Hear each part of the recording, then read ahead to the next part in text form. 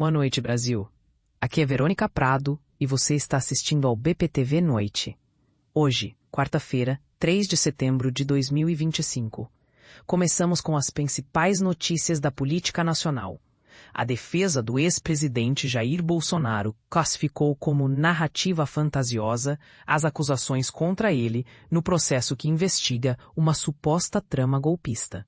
Segundo o advogado de defesa, se o julgamento seguir critérios estritamente jurídicos, não haveria motivos para uma condenação. O Tribunal Federal vai dar seu veredito na próxima semana, no julgamento que define se Jair Bolsonaro arquitetou um plano para se manter no poder, após perder as eleições de 2022 para Luiz Inácio Lula da Silva. Nesta quarta-feira, o advogado do ex-presidente, Paulo Cunha Bueno, afirmou que a absolvição de seu cliente era imperiosa. O presidente, em momento algum, deu início aos protocolos para essas providências. Não há uma única minuta assinada demonstrando que ele estava na iminência de promover alguma medida como essa.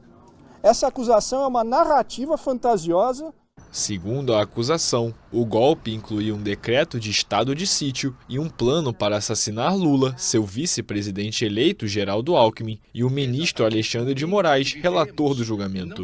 A iniciativa teria fracassado devido à falta de apoio da cúpula militar. O que houve foi apenas e tão somente uma reunião do dia 7 de dezembro e uma reunião, evidentemente, não é uma tentativa armada contra o Estado Democrático de Direito. Isso eu acho que está absolutamente claro na prova do processo.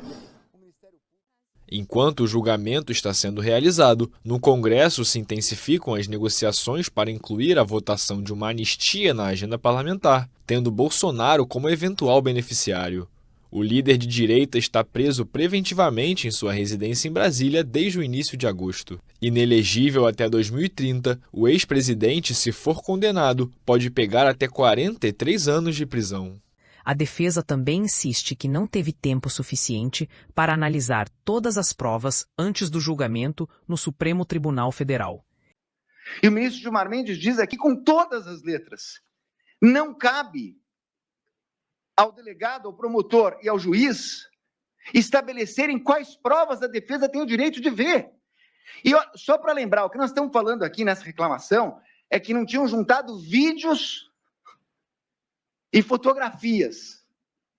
Foi concedida a reclamação para que a defesa tivesse acesso integralmente à prova e com prazo suficiente para verificar. Nós não tivemos acesso à prova e muito menos prazo suficiente. Por isso que o professor Badaró, quando fez um parecer a nosso pedido, ele trata, na verdade, que não houve paridade de armas. Nós não tivemos o tempo que o Ministério Público e a Polícia Federal tiveram. E nós não tivemos acesso à prova durante a instrução. Eu quero dizer a Vossas Excelências, com 34 anos, é a primeira vez que eu venho à tribuna com toda a humildade para dizer o seguinte: eu não conheço a íntegra desse processo.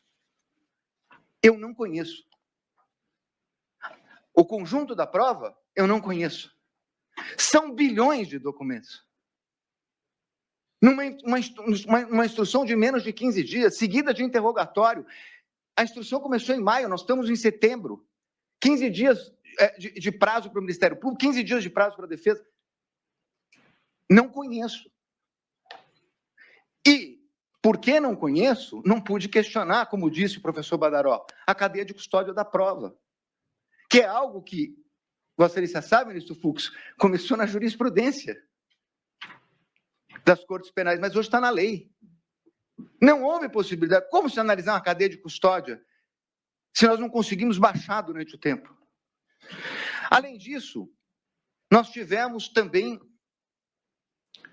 a cisão do processo, que é efetivamente normal, aliás, desejada. Impossível ter um ato com todos os réus desse processo, foi dividido em núcleos. Mas a divisão em núcleos, ela não tira os contornos de um processo penal que tem uma única denúncia. Uma única denúncia. E os réus, o interrogatório, ministro Zanin, como Vossa Excelência sabe, é meio de defesa. Aliás, Já há algum tempo, houve a modificação para colocar o interrogatório em último lugar no processo de instrução, para que o réu pudesse se defender da prova contra ele produzida, porque antes era no primeiro momento. Bom, se o interrogatório é um meio de defesa, e se ele também é um meio de prova, como está consubstanciado na jurisprudência dos tribunais, então é natural que cada defensor possa fazer perguntas para os demais acusados. E é nesse sentido que eu trouxe também um julgado do ministro Toffoli, em sede de um habeas corpus, em que ele coloca claramente o seguinte: sendo o interrogatório um ato de produção de prova, o interrogatório de um corréu é testemunho e, portanto, ele deve se dar sob o crivo do contraditório. E, sob o crivo do contraditório, ele determina a possibilidade de pergunta das partes. Em outra frente política, deputados estão minimizando a recente saída do Centrão do governo Lula. Segundo parlamentares ouvidos pela reportagem, a mudança não representa um rompimento definitivo.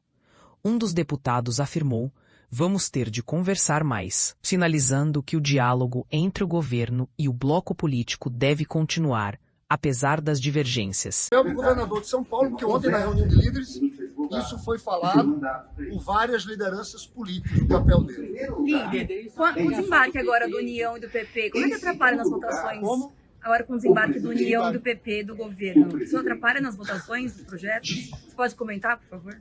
Isso é uma questão de governo. Eu vi lá que na nota tinha figuras públicas eletivas, eleitas. Na verdade, eu acho que o PP e a União Brasil têm que discutir, se decidir sair do governo, tem que sair. Tem que ter um debate muito franco. Mas atrapalha nas votações? O presidente Lula tem uma relação muito próxima com o Davi Alcolumbre. Davi Alcolumbre é uma situação diferente. E quem quiser sair do governo, que saia do governo, e o governo vai tocar. O presidente Lula vai montar a sua aliança para 2026. O presidente tem que ter liberdade para construir com quem vai apoiar o seu projeto de reeleição.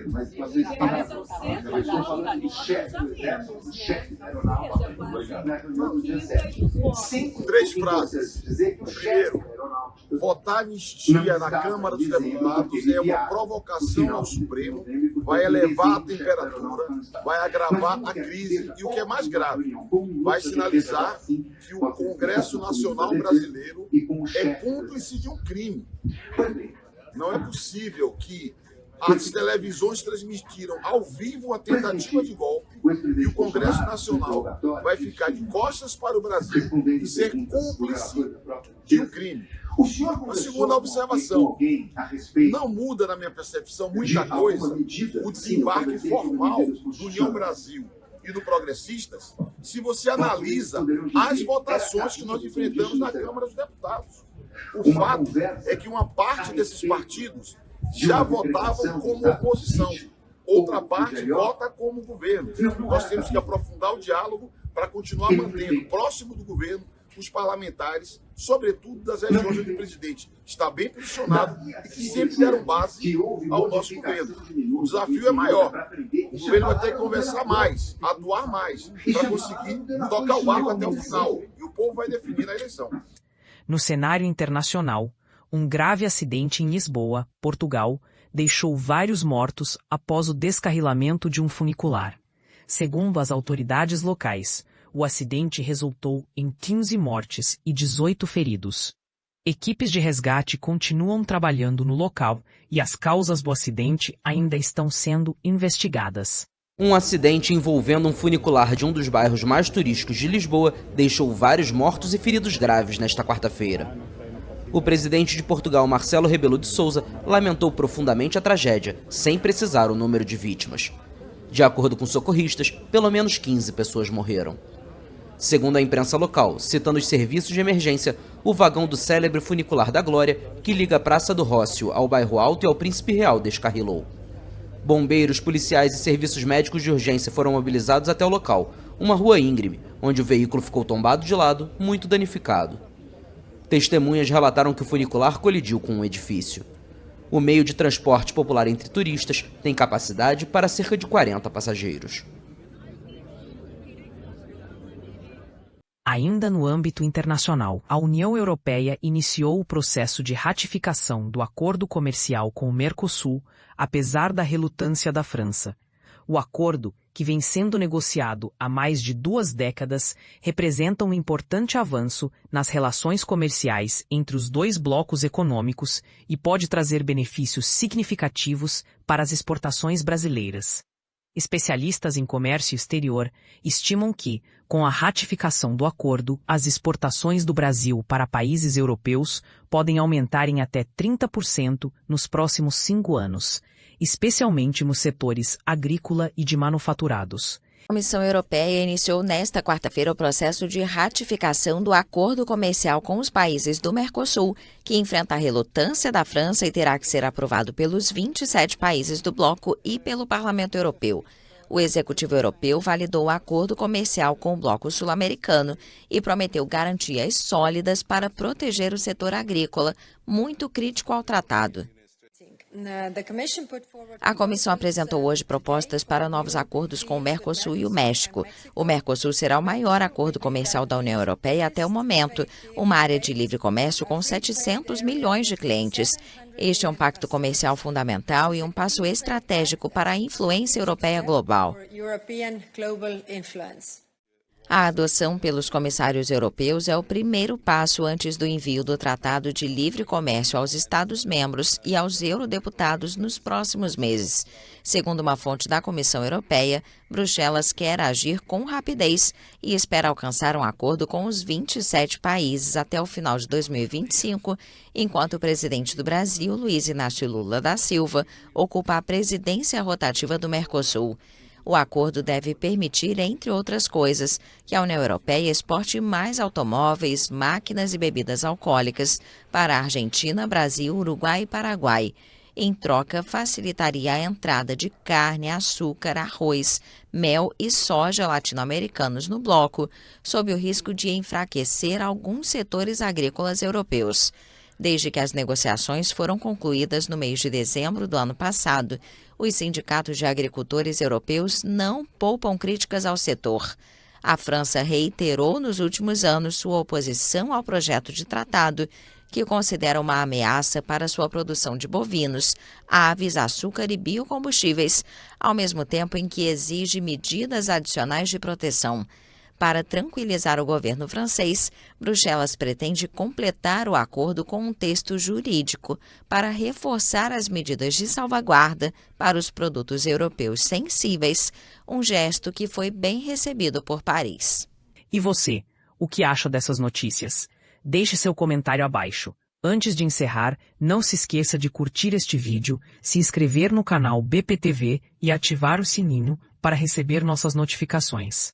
Assim você fica por dentro de todas as atualizações sobre estas e outras notícias importantes. Eu sou Verônica Prado, e este foi o BPTV Noite. Até amanhã.